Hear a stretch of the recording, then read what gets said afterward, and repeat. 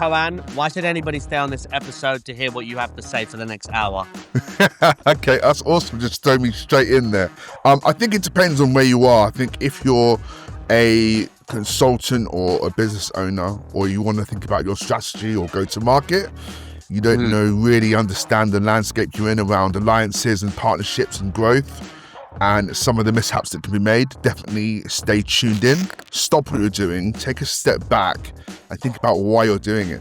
When they see your brand and your identity, or they work with you, how do they feel? What's the experience? If you don't know these things, if you can't explain that internally to yourself with your team, then there's a problem. If you haven't got any data and you're using crowdsourced data or public data, it's not based on your data. So the algorithm isn't learning from your content. So the AI isn't based on what you do, it's based on what someone does. So it's not personal. Without personalization, then your win rates, your click rates, your answer rates are massively reduced. So think about, if you don't have data yet, and then it's too early for you to adopt AI.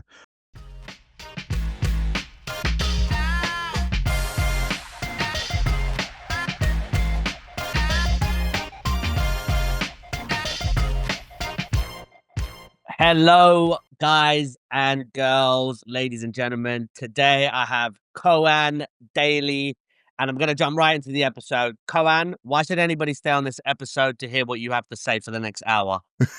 Okay, that's awesome. Just throw me straight in there. I think it depends on where you are. I think if you're a consultant or a business owner, or you want to think about your strategy or go to market, you don't really understand the landscape you're in around alliances and partnerships and growth, and some of the mishaps that can be made, definitely stay tuned in. Also, if you're in your early to mid careers, you don't know how to look at your salary, you don't know where you're going in regards to your vertical and your cluster that you're working in, and how to really succeed in regards to your sales motion and cadence, then listen in. So you touched on a few important things that are hugely valuable to pretty much everything I do, and that comes around go-to-market plays, your strategy. The strategy is great, but how to execute on that strategy I think, is much more important. Partnerships, again, is something that even I'm focusing on. Like, what are the right partnerships? Is it basically the right type of ICP and that's it? Or is there more to that partnership? Your resellers.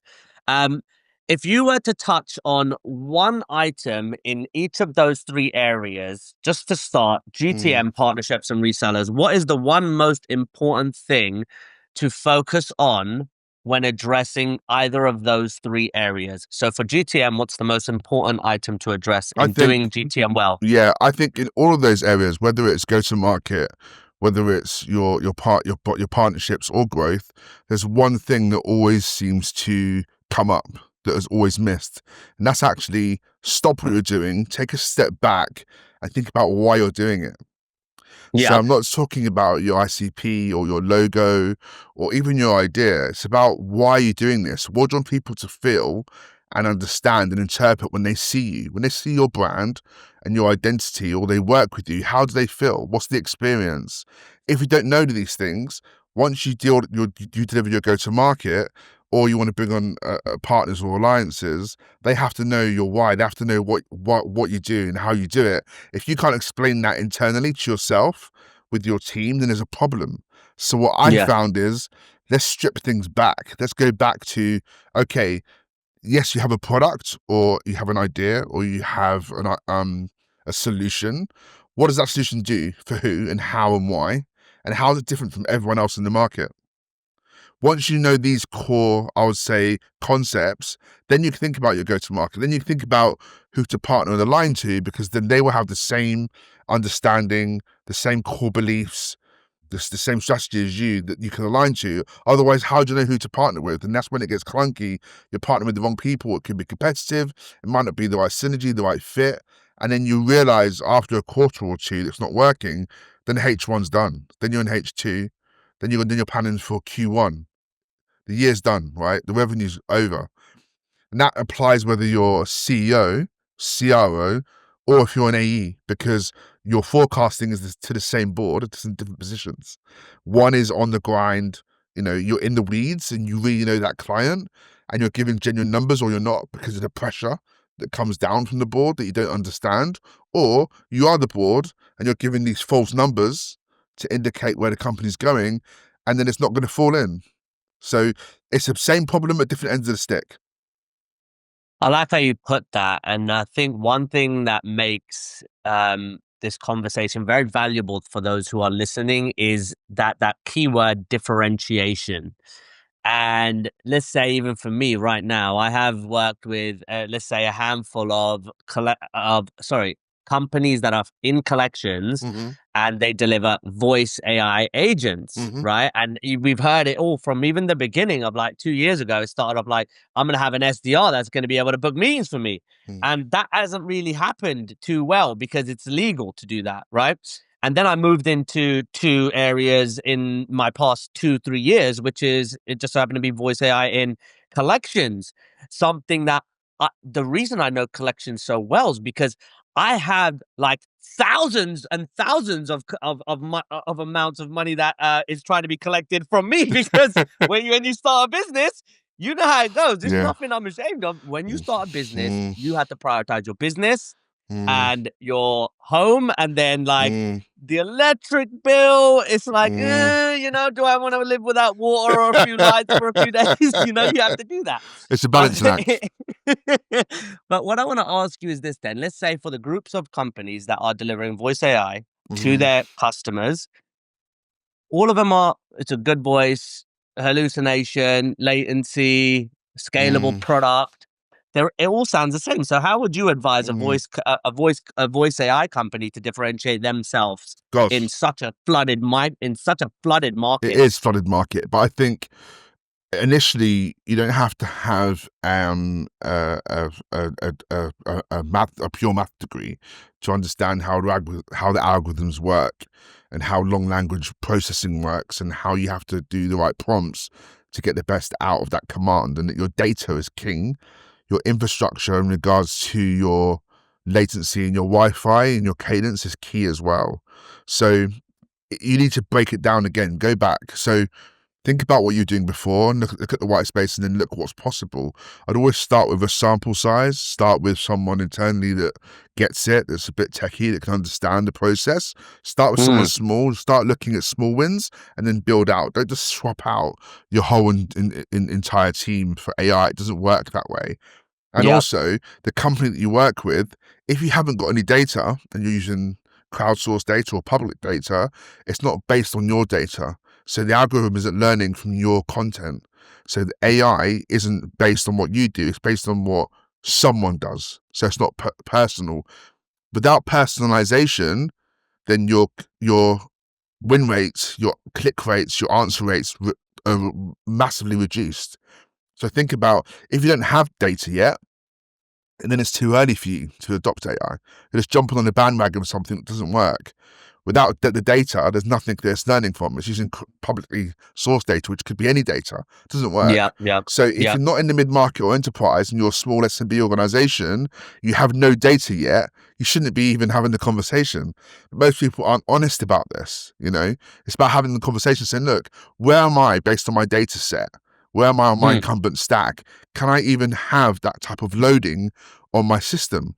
So, for yeah. example, if you don't prioritize voice in your organization, and you've got your voice coming on the same ISDN lines as your internet and everything else, then how can you have a voice product? It's not Yeah.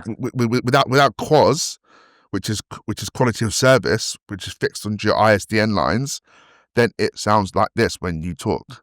So you'll be like, this AI bot's rubbish. No, your internet connection doesn't work because you're not prioritizing voice. So when someone's on Facebook, someone else in back office is emailing their missus, someone else is on WhatsApp chat, someone else is on Netflix, guess what? Your voice goes down.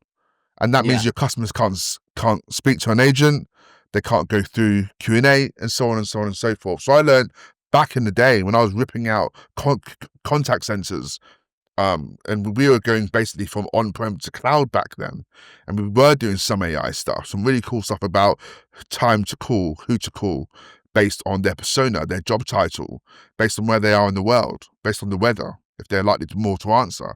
We had algorithms then, but with big data sets. Our biggest deal with a client in the US in Vegas, Caesar's Palais. So imagine the millions and millions of data points they had, the algorithm could learn from. But when I sold it to a small company in London, in the West Yeah. End, guess what? It didn't work because they had no data. They had thousands of data points, not millions. So you can see the difference. Same Yeah. product, same pitch, totally different results. Wow, mate. That is in look. This is why I love these podcasts. You have no idea who's on the other side of that bloody camera. You seriously have no fucking idea. So I want to talk about luxury brands. I know luxury brands is something that you're quite good at. You are the first person to crack the luxury brand It's cherry. tough. Some of my cousins wear luxury brands, and I think they're idiots. Because they can't afford them, right? Let's just say because of that reason. But a luxury brand does say a lot about an individual. How a company is able to control so much market share, considering one person is actually controlling most of that market share, is very fascinating. And when it is done right, it is something that's quite elegant, and it's quite inspiring to see how a design can capture so much culture, right? So I want to ask you about the luxury conversion problem. So you've said, I think this is right, correct me if I'm wrong, but you said that luxury brands don't have a demand problem, they have a conversion problem. So for the audience of investors and founders that want you to break this down, what specific signals tell you a premium brand is struggling with conversion versus just needing more visibility? It's great. Yeah, that's a really good point, right? So what I'm talking about there is this immersive world we're in where you get stuff that we call clickbait or likes or over perceived value based on a trend. Now, Okay. some brands can take that trend, spin it, make it worthwhile, and we will be talking, communicating that brand between us, our friends, our peers, our family. And subconsciously, then we're more familiar with that brand. It also seems okay what they've done. And at some point, we will either purchase or recommend that to somebody else. That costs them nothing but that trend. Others will jump on a trend and do it the wrong way. And even though we always say that there's no noise that's bad noise, right? No press is bad press, but sometimes it is. Because when you start Mhm. talking about religion or culture or politics the wrong way, Yep. you Yep. can get it wrong. It's a massive Yep. issue. And I'll give you an example. So my heritage is the Caribbean. I'm first generation British born Jamaican. Yeah. So as a kid, me and all of my African and all of my brown friends grew Yep. up with our parents using Vaseline for everything. For Yeah. our hair, our mouths, sores, Let's lips, skin, elbows, everywhere.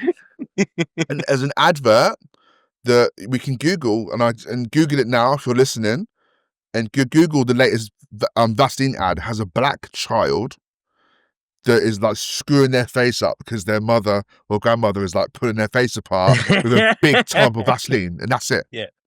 Immediately that evoked Perfect. emotion. That was in Yep. context. It wasn't, Yep. oh, it's Black History Month, you're taking my culture and using it for yourself. It Yep. wasn't being any bias or racist at all. Yes, Yep. it was using our culture, but in a positive manner that was respectful. That Yep. campaign, my whole entire, every time I see someone that I know that's black or brown, they say, we've seen that Vaseline ad. Now, we already used it, but now that is now cross-trending to other people and other people talking about it, okay? Now, that is a genius, smart way to use culture to make your brand trend.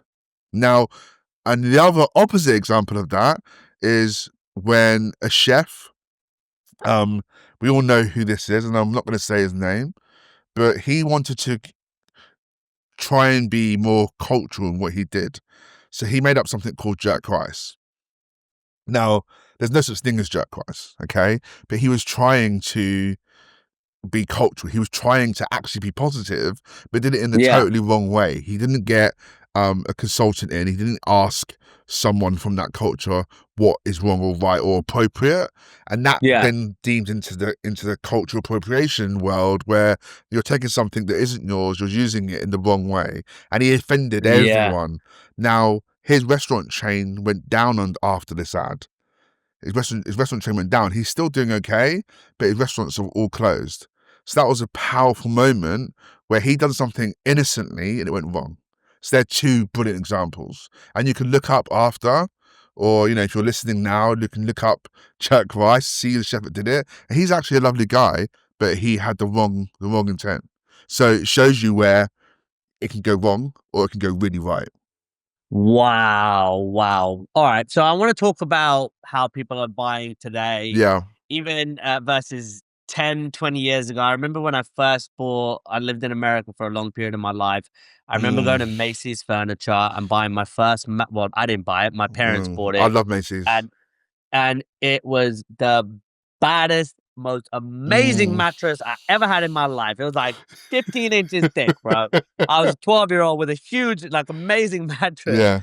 And then when I bought my Simba mattress a couple of months ago, right? Mm, Well, actually, no, it was a couple of years ago. Then I bought the Nectar mattress, mm, and then that was ordered. And I said, like, look, I want my shit like right away. So I ordered it from August and the other day, and I just got the whole house redone in the whole house, right? And next, but what's really interesting and what stops me from making the next decisions, for example, my living room, was how would my sofa look in here? Or how would a different TV look in here? How would a different bed look? So you talk about the immersive tech revolution, and that side wave, I think it is, you're helping luxury retailers get 40% fewer returns using 3D and AR. So it's not about tech, it's about making purchasing decisions, well, changing the way purchasing yeah. decisions are made. Mm, So what are the data points that prove that immersive experiences actually drive revenue over engagement? yeah. I mean, it's quite a challenge to have these conversations with legacy leadership that you know are not inhibited, but base their knowledge on their old school theories and knowledge, right? So AI and WebGL, AR, 3D, these types of technology stack is foreign to them. So they still think that the old ways of having a corner store moment will generate revenue, and it doesn't. There's still that age group that do that, but when you think about the younger generation and the new leaders coming up, they understand things in a different way. And in immersive environments where you're gamifying an environment and you're having people show their loyalty based on the brand and individualism, and it's personalized. When you log into a world that knows you, and Amazon did this first back in 2002, when the algorithm then started to get enough, when they had enough data. And this is Amazon, right? How much data they have. Hmm. But when you Yeah. when you do your purchase list, and the next year they send you the same list, but the upgrades and the cross sell and upsell products you didn't even know existed. So all you do is push a button and you click. They send you all of your, oh, you bought this for your kids last year. This is the upgrade. And Yes. our stats go wicked, boom. That's all I've got to do. And everyone took a while to learn from that, and people still aren't learning from that. I haven't got to Yeah. look around. I haven't got to search the site. It sends me a list and says, you bought these things. This is what goes with them. And this is the upgraded software. And this is the returns policy. Hmm. Boom. Call me my name. I know who it is. I trust them. Bang. Simple in seconds, right? So now we've gone another level Yeah. where we're seeing that when you can actually buy into a brand's concept. This is about going back to that why. These heritage, hundreds of year old brands, why were you created? Who are your founders? Why do you do what you do? People buy into that. And these immersive worlds where you can actually create your own world within their world. You can create custom objects and designs. Right now I'm wearing I'd say famous basketball player's design, but with my own signature on it and my date of birth and my initials. And that's something that Sidewave did with this brand, where you can go on, create your own colours. So I've got one pair that are Jamaican colours, another pair that are Arsenal colours. It's personal to me, but it's still within the brand framework of their Yeah. design. And that's where Yeah. I paid probably 3 times more than I would in the store, but I know it fits. It's my personal family's colours, and it's my football team's colours who I'm passionate about. So I'm taking my passion and sharing it with this brand. And then they're letting me be myself and express myself through their product. That's another level of immersive tech and retail coming together with fashion, you know? And that's the game change. And everyone's going to get on that bandwagon eventually, because eventually you're not going to be going to stores, you're not going to be going anywhere. You know, we have something called Phygital, which is the digital and the physical that are together, where in a capsule, I can show you a catwalk show in your office right now, from Milan, from New York, from Paris, and I can put you in that catwalk and put your clothes on there, change the clothes, see different items, put on glasses, change your shoes, change your hairstyle. Imagine if you said, right, I want to say I don't know, you're getting married or you're going to an event. And I'm not sure I want my hair. I want this kind of jacket, this kind of vibe, these kind of shoes. And you go into the high street, it's not in stock, you're trying on stuff, it gets Yeah. hot. Like, I can't stand it. I can't buy anything on the high street. It has to be either made for me or I buy it bigger and I get it tailored because of my shape. Yeah. It's a Yeah. nightmare. With Yeah. digital experiences, I can see it in real time right now in front of me in my home. Why do you have an F in the Phygital? So Why is it Phygital and not digital? because it's physical and digital. So it's physical, it's in front of Ah, you, okay. but it's a digital. So All it's right. called No, for those Phygital. that don't know, I like that. I like that. I It's like new, that. All yeah. right. If you Cool. Google it, you'll get the terms. It's a very new technology. We're one of the first people to bring it to market, Yeah. and the experiences that it brings are incredible. I mean, we have a watchmaker where you can dive into the watch and see the cogs, and you can live in there, and then you can actually create an area, a space in the watch, and gamify it and compete. It's crazy what's going on. Same for a retailer, and again on the shoes, on the famous shoes brand, just done a global deal which is out of our space normally, with the food chain, one of the most famous chicken food chains in the world, without saying who they are. Very famous Yeah. Colonel that is associated with that brand. They Yeah. just signed a global deal with us to build their loyalty program. We built an MVP that nearly crashed because of the millions of users that were playing this game to earn certain types of chicken. And then when you win the chicken, you get then a voucher, you get a code, you go in store, you redeem it. And these young people are playing these games, they're getting immersed in this world, and they're showing, you know, their loyalty to this brand, and it's going global. That is very interesting. You literally nailed it. Where it's that experience to see what does this look like on me.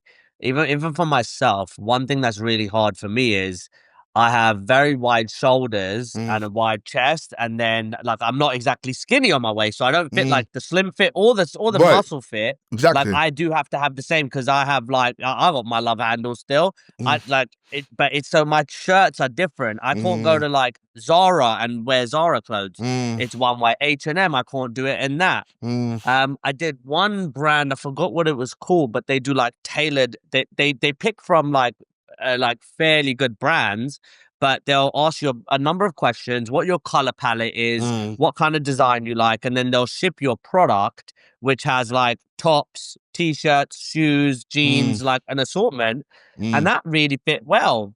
Yeah. But then it became like quite tedious. But what would be Mm, really good is to alleviate that entire process of I've got to try something and then return it, is the ability to say, yeah, like you're saying with what you're able to offer is something that allows me to say, I want a white t-shirt, jeans, and Air Forces. I need some new brands. I want mm, whitewash jeans. Show me what I need.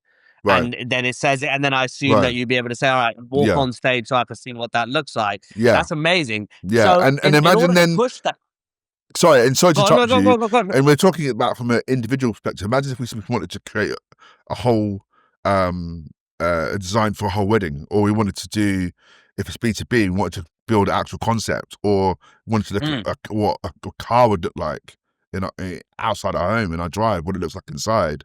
But while I'm at home, this can go as far as we want it to go.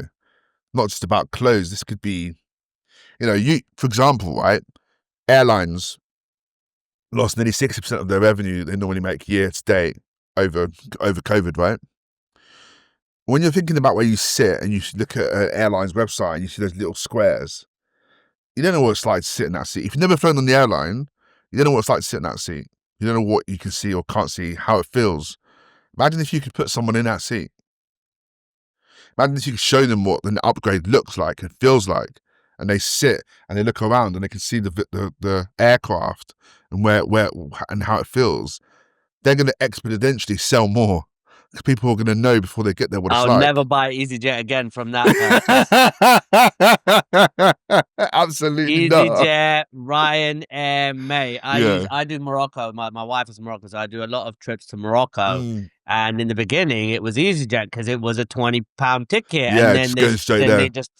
they start ripping you when you get to the plane, and you want 23. Now it's 26. Yeah, then you want to add your 31. bag, and you got to put your shoes on, and you got So to now breathe I just do. oxygen. Oh my God! And did you hear that they're going to be doing a bus feature? Like you're No, literally going to be able. Yeah, that you're going to isn't stand true. on the They said that plane. a few years ago, and that was good press by Ryanair, by the Yeah. way. Tick, well done. Yeah. You can't do that because of the dangers and when there's certain types of weather, etc. It's not. But again, it's good PR, right? People are It's talking definitely about good PR.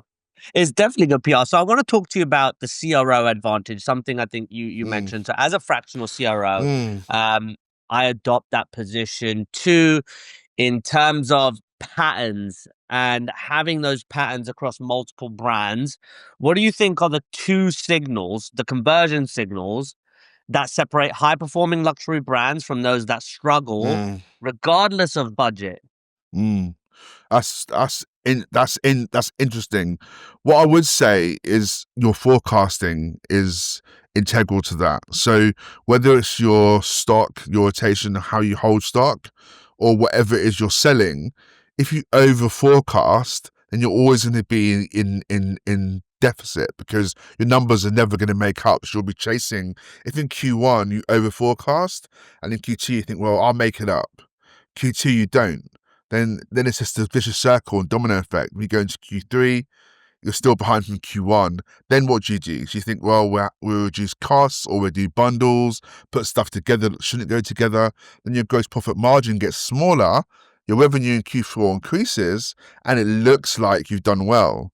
When you go into Q1, you look back on the year before, your gross profit margin has shrunk, and your revenue has stayed flat, then you haven't got a job anymore. That's a huge problem.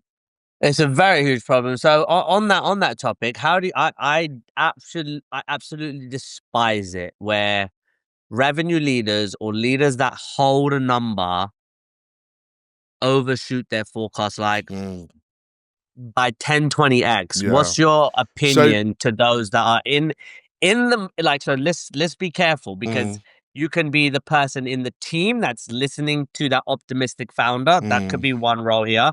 You, on the other side, there could be a founder listening to this, or a revenue leader that is over forecasting and may benefit from seeing a different perspective. And then let's leave it at those two. Keep it simple. You are that and that one. What's your kind of feedback? I think everyone does that through pressure. And I've been, the AE making 100 calls a day. I've also been the GM or the SVP that's speaking to the board on what we're going to forecast, and the pressure's the same.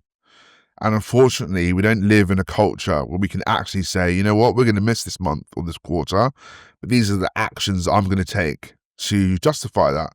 So typically what happens is either people tend to overhire. So they've got budget for 3 AEs or BDRs or SDRs or BDMs, whatever you want to call a salesperson these days. It's nuts, the names that come out. Whatever you want to call your revenue people. So what they do is they overhire, and they say, well, if you look at the averages, right, the average close rate in the UK is 26%. I say, okay, let's get a young guy, someone's more experienced, someone else. And they go, let's just bet on it. So we're going to hire 6. We've got budget for 3. We'll keep 3 that are okay, and we'll fire 3 that don't hit the number. even though without giving them the tools, the support, or the mentoring they need, that's what they do. Now, the person that's good is either promoted because they're closing a lot, but they've got nothing to do with leadership or want to be a leader. So all their bad habits and ignorance that got them to where they got, which is great at closing, but they're not leaders. So then they can't manage people. And you get the vicious circle of churn. Why is sales the highest churn role in the world, right? Because of these patterns of behavior. And by the way, the 3 people that you knew weren't going to work, you put them on a pip, then you get rid of them. So this culture is toxic, and people around them see that. It's not going to make people be good leaders or want to stay in your organization. And that happens whether it's retail, whether it's SaaS, whether it's anything. All the redundancies we're seeing this year are based on overhires still from COVID. Certain verticals that did well through COVID, and they did do well, even though it was a horrible thing. They then overhired for those teams in those areas in a false manner. Then what happens post COVID? COVID goes away. What do you do with all these extra people you hired? Because your number goes up, and then you got too many people. Then you don't hit your number. Then what do? You don't look at management or leadership because they all seem to be in this protected bubble that I call it. So then it's going to be the directors, the VPs, the AEs that all go, and some of the technical teams too. Because you're just crunching your numbers, and then what do they do? They cut the numbers in Q1, so then their year forecast looks better. Then what they do in Q4, they rehire for the same roles that they just let go. It's going to take a year to onboard. In the enterprise, let's not get it twisted. It takes maybe 9 to 18 months to onboard with an enterprise organization.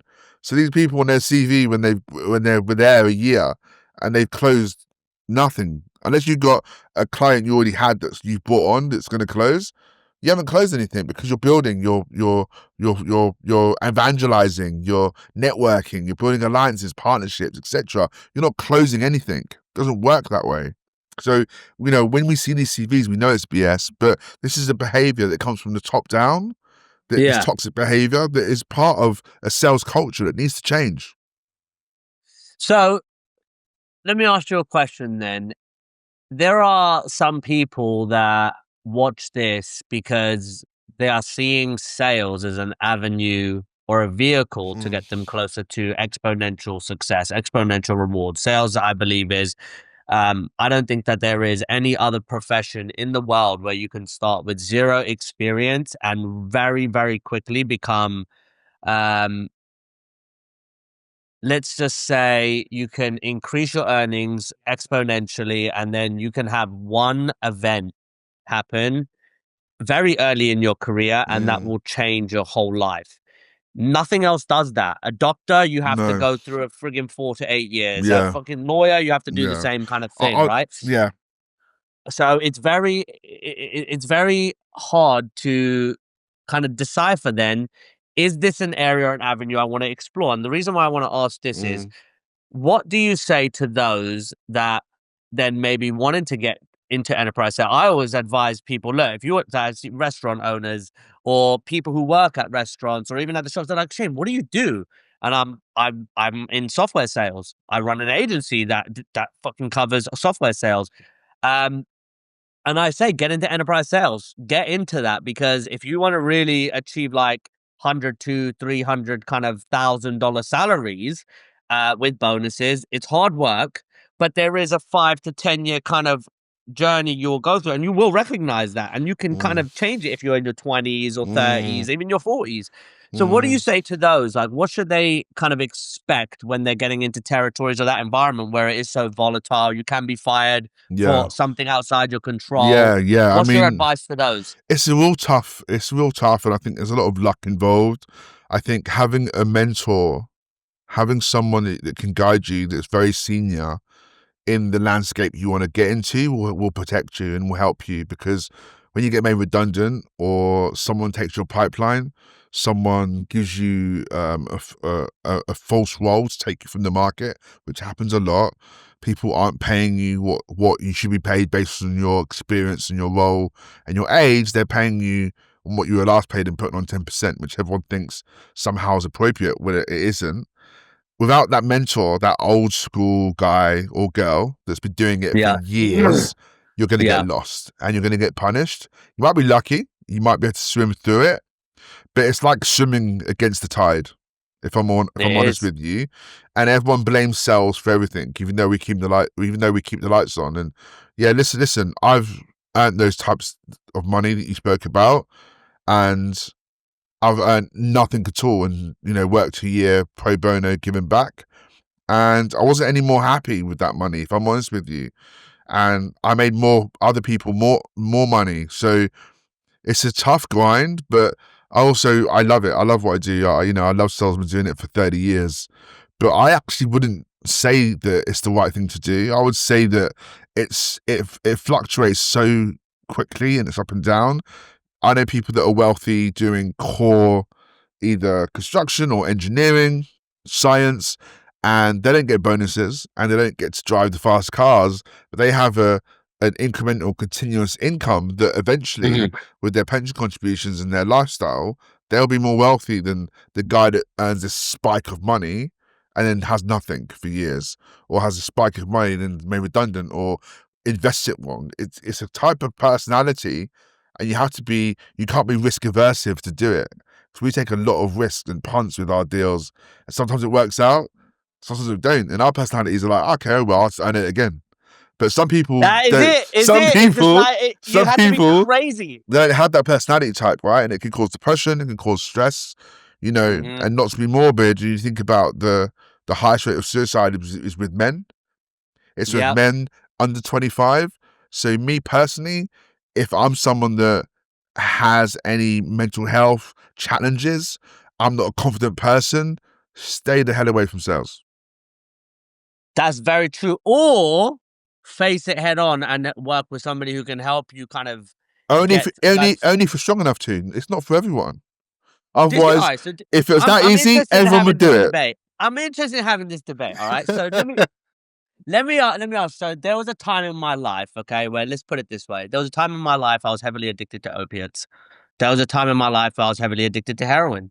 There was a time in my life where I had stints in rehab. I've been Wow. away for a couple of years, Mm, and I was broken down to an absolute shell, mm, right? An absolute shell of nothing, absolutely nothing. mm, And I had a conversation with myself, not in a psychotic way, but it was, you have a chance and an opportunity right now. You are at zero. There's no other way to go other than up. You are nothing right now. When you are outside of this, or when you get through this, people will think you are a certain type of person, typically somebody who they don't like, they don't respect, they don't trust. All of those things that can really hamper your ability to create even confidence. The foundation has been eradicated. And for 10 years, there was these kind of boom, boom, boom. But the one thing I was able to embrace in the whole thing, number one, yes, it was strength, resilience, mm, purpose. In some moments I had no purpose, mm. but it was the ability to keep going. And in my head, it was nice to hear, how does that motherfucker keep bouncing back? Yeah. That was my like that fire. Mm, So for those that may, do they not have it and it doesn't exist and they're hopeless? mm. Or is it No, something a muscle they can develop? And I, how th- would they develop it? I think it's a muscle you can develop, but it's horses for courses. Everyone's truth is their own. Everything you just said is your truth. Truth is subjective. And I Yeah. think what we often do is say, well, oh, he did that, so I can do that. Why? I'm not you.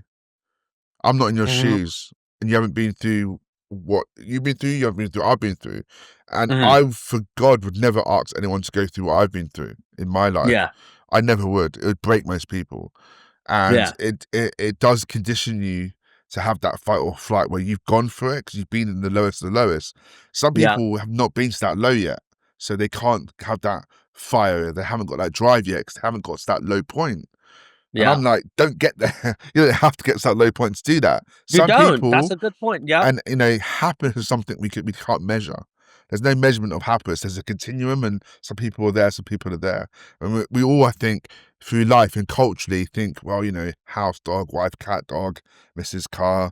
this job, a tick, tick, tick, that makes me happy. It doesn't.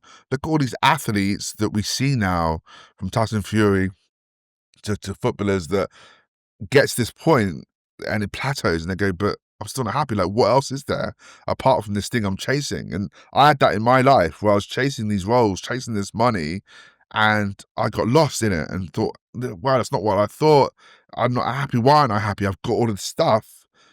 I can go anywhere. I can fly where I want. Why aren't I happy? And it's like actually looking in and finding out, what is your why? What do you want to do? What does make you happy? And actually, it's not money. Money's good. It helps. It's great to have your pension. It's great to have private healthcare. It's great to have a nice car. It's great to go on holiday. These things are all nice to have, but they don't make you happy. Happiness is something No. entirely different. How do you I have my way of defining happiness or Mm. achieving happiness. How do you achieve happiness from where you sit? For me, I think happiness is about being content with yourself first, being able to look in the mirror and honestly like what you're looking at. Like the man in Mhm, the mirror, like MJ said, right?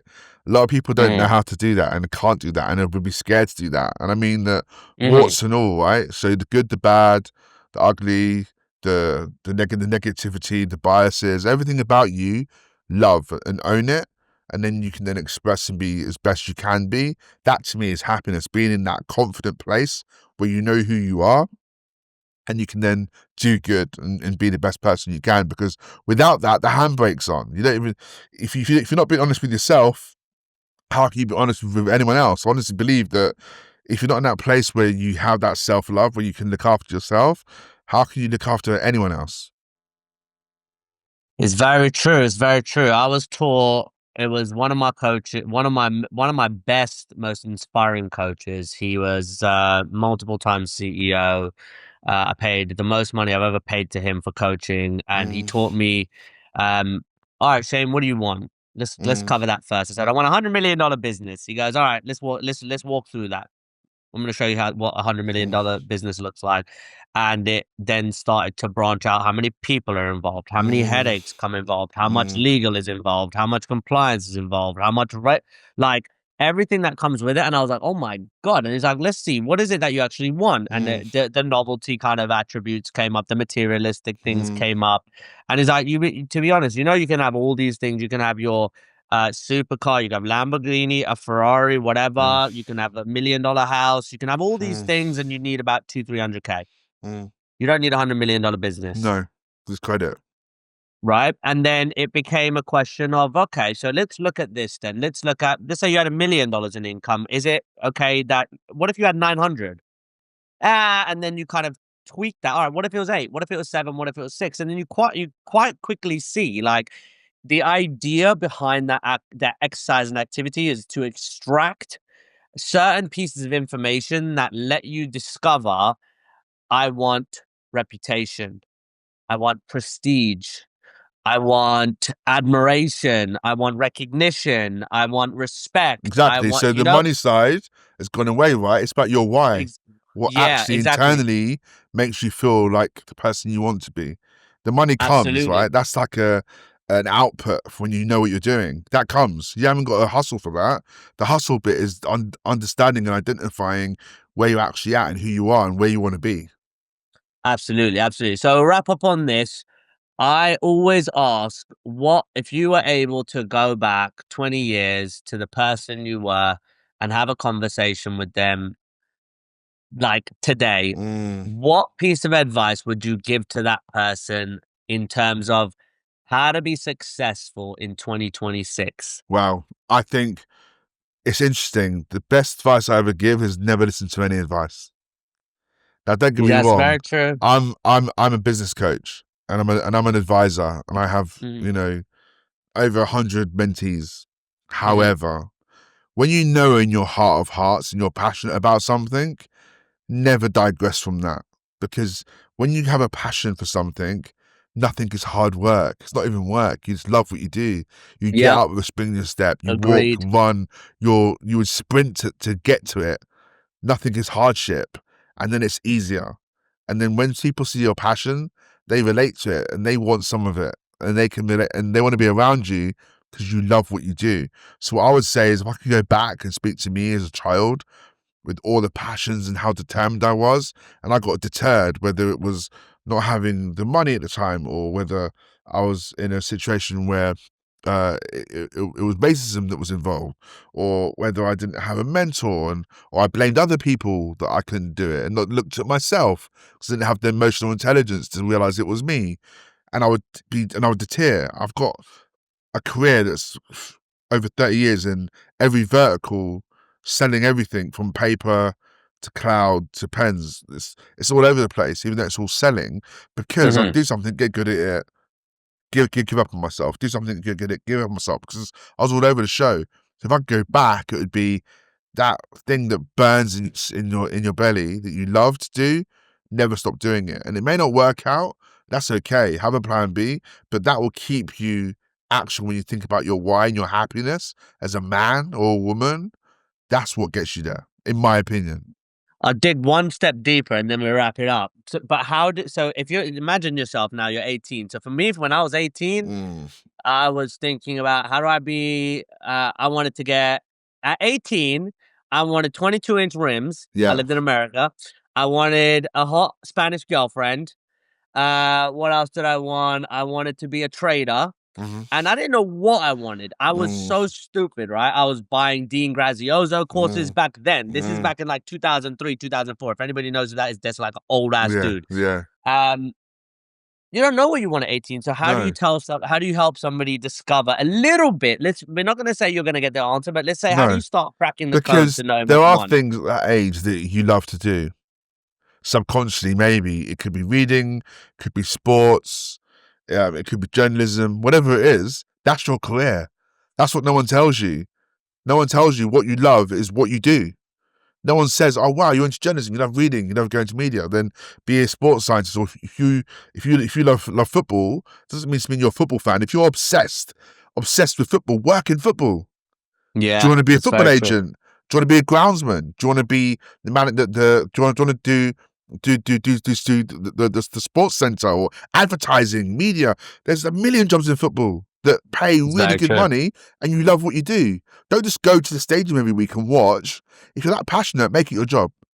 And it could be that, there's always someone that's caring for people in the community, doing stuff like that. So then, okay, be be a psychotherapist, be a doctor, whatever it is. These jobs aren't out of your sight or mind or your attributes. You just don't know how to do it yet. So for me, what we do with one of the charities I work with is get school leavers in year 10 and 11 to go and work for 2 weeks in a job they think they like. So they go and be a sport agent. They go and work in a newspaper. They go and work in cloud, SaaS. They go to IBM, whoever. They go to Salesforce, one of my partners. They go to Google Cloud. And they work there for 2 weeks and they go, this is awful. I don't think you built this. Or they go and they go, I love it. This is what I like. And we give them 2 weeks experience in all these different companies and speaking to football agents, to footballers. These young boys that go, I want to be a footballer, that really mean it, go to a football ground. They train every week, every day for 2 weeks. Get up, have to go train. They're like, man, I don't want to do this. I just want to do it for fun. Or after 2 weeks, I love this. This is who I am. I want to be a footballer. So what we do is, for some reason, as kids, they have these dreams at 8, 10. I want to be a fireman. I want to be a train driver. And we go, oh, that's all right, son. Now you go to school and do English and maths and all this crap. No. How'd you be a fireman? How'd you be a footballer? How do you become a football agent? How do you become an architect? These dreams we have as kids that are unlimited, no boundaries. We haven't had life crap on us yet. That's what we want to keep. That passion. Why do we say Hmm. no, no, no, no, no? Go and do English. Go and do geography. What's that got to do with our life and what we want to do? So it's a governmental, societal issue. As parents too, we do it. We nod. Yeah, you love gymnastics. Yeah, yeah, yeah. Now go and do English for 10 hours every day. No, go and do gymnastics. Flip, jump, hop. Then go Yeah. for your national team, your international. Then you're at the Olympics. Then you get sponsored. Why aren't we pushing our kids to do what they want to do? Why are we pushing them to do what we think is what they should do? It's bullshit. And that's where it starts for me. And I'm super passionate about that. These kids that do what they love, even if they don't do what they love, they do something around that. You know, there might be a groundsman. The groundsman earns 70 to £80,000 a year. Like, this isn't silly money. Yeah, of They course. flip it to American football, to a concert. They build the stages. You know, I love part of my life. I do security. So these people that build these rigs, these stadiums, and the outside broadcasts, and thousands of pounds. This isn't, you know, a road sweeper. If that's what you want to do, by the way, you could do that Yeah, and have your own company, work in an industry in tech, and then, you know, do it for everyone. But there's no, yeah. it's limitless if you're passionate about it. Absolutely, absolutely, absolutely. And I think that that's a great way to wrap it up. Follow your purpose, or try to find your purpose, and really see. Look, those things that did drive that little, or create that spark, that little fire inside you when you were younger. Like, yeah, well, for me, I love Exactly. the whole Wall Street kind of thing, and Mm, that's the next stage. I'm yeah. gonna open up my own firm and do the kind of same thing that I've always dreamed of. So, Mm. any last words before we wrap it up? No, I think, you know, if you're thinking about, well, what drives me, what's my fire, what, you know, what's Shane and Co talking about, it's something you can't give up. And think about it. When you go to that desert island and you do that conversation with yourself, and you can only take one thing or do one thing, what is it? That's what your fire is. That's what you can't give up. And you never will. You know, I'm 45 now, and my fire's never changed. I just ignored it, stepped around it, stepped through it, stepped over it, listened to people that didn't know what they were doing. And Hmm. that's taken me on many paths. Don't get me wrong, I've been very successful, but also had a lot of hardship and challenges because I wasn't doing what I loved. You're Yeah. forcing yourself to do stuff to keep the lights on. The lights come on and off, man. It's better to do something you love and then you don't worry about the lights being off. It's very, very true. It's very, very true. I think that's a great place to kind of close it out. So Yeah. where can people find you if they want to learn more? Um, they can find me in lots of places. I'm on LinkedIn, Cohan Leon Daley. My website is cohanleondaily.com. That has all my contact details, my phone numbers, etc. You can Google me, Cohan Leon Daley, my podcast, my website, my articles that I recently published in MSN will all come up. Just won Equity CEO of the Year as well from my charity, which is Equity in Tech Group, which is where we're Mhm. trying to get marginalized groups into tech. So we could talk about that offline. I'd love Yeah. to have your steer on that too. We're going to try and raise some funding soon. Yeah. Awesome. All right. Well, that's a wrap, guys. That's the pod. I'll see you next week. All right, thank you. Thank you very much for taking the time to watch this episode and staying here the whole way through. If you like what you saw, click subscribe. It'll take you 2 seconds. It helps me reach amazing guests and deliver valuable content for you. And if you ever want to find out what we do as a business, go to www.gorevintel.com. And that is the place where we help you make decisions that are backed by intelligence, and it's for founder CEOs. That's it for me for now. I'll see you on the next episode. Bye.